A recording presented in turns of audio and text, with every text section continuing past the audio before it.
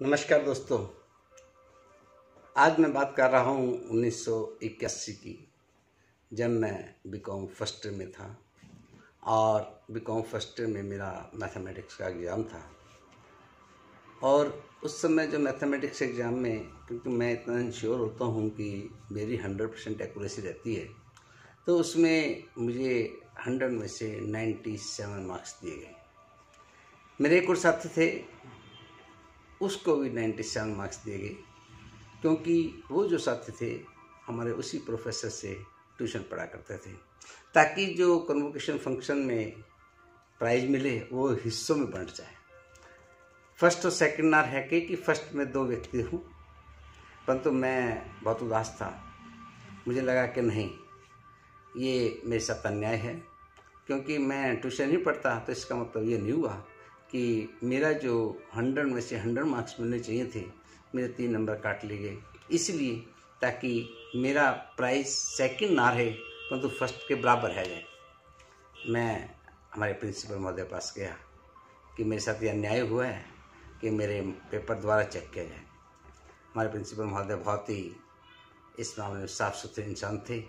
उन्होंने मेरी एप्लीकेशन ली और मेरी कॉपी दूसरे प्रोफेसर को दे दी चेक करने के लिए।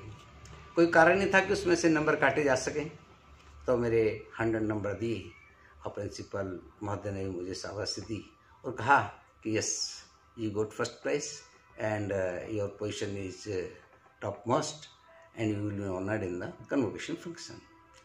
तो कहने का मतलब यही बात कहना चाहता हूँ कि दोस्तों, जीवन में बहुत सी समस्याएं आती हैं। ये भी एक छोटी सी समस्या नहीं थी उस समय, जब आप जिस चीज़ में कार्य कर रहे होते हैं उसकी ग्रेविटी उसी समय के हिसाब से बहुत बड़ी समस्या थी। क्यों मेरे नंबर काटे गए? तो सबसे पहले ये देखना ज़रूरी होता है, इंश्योर करें कि वाकई में जो ये समस्या है कितनी बड़ी समस्या है।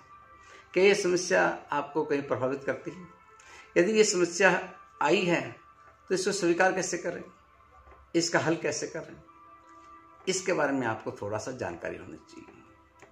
आप समस्या देखें, उसमें अपनी एनर्जी लगाएं, उस समस्या को हल करने का प्रयास करें। आप कई बार अपने आप हल नहीं कर सकते, इसमें आप किसी की सहायता ले सकते हैं। जैसे कि मुझे लगा कि मुझे हमारे प्रिंसिपल साहब की इस मामले में सहायता लेनी पड़ेगी।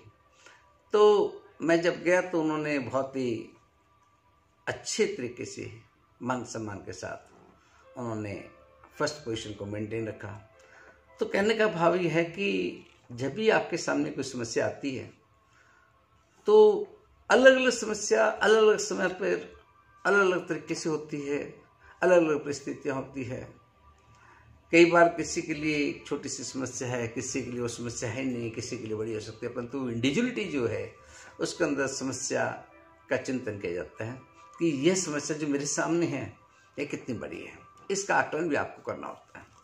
यदि आप उस आकलन में ये महसूस करते हैं कि इस समस्या का मैं हल कर सकता हूँ, तो उसको हल करना जरूरी है। आप जागरूकता से, सक्रियता से और उसका हल ढूंढ भी सकते हैं, हल निकाल भी सकते हैं। तो उस समय आपको संकोच नहीं होना चाहिए, क्योंकि संकोचवश व्यक्ति जो है कहीं ना कहीं इस बात के लिए भी स्वीकार कर लेता है, चलो कोई बात नहीं। परंतु अगर स्वीकार भी करना होता है तो यदि आपको लगे कि हाँ अब मुझे स्वीकार करना न्यायोचित है, तो आपको स्वीकार कर लेना चाहिए। तो दोस्तों, जीवन में बहुत सी कठिनाइयाँ हर स्टेप पर, हर जगह आप जब भी चलते हैं तो कठिनाइयाँ आपके सामने होती हैं, समस्याएं सामने होती हैं, तो उसमें घबराने की जरूरत नहीं है। ये समस्या कितनी लंबी होती है इसका थोड़ा सा आकलन कर ले। क्या ये समस्या मेरे साथ निरंतर रहने वाली है? यदि ये समस्या रहने वाली नहीं है, आज की समस्या शाम को खत्म हो जाएगी। अगर आज तेज धूप हो रही है तो ये कुछ समस्या परमानेंट थोड़ी है, थोड़ी देर में मौसम ठीक हो जाएगा, शाम ढल जाएगी, धूप चली जाएगी।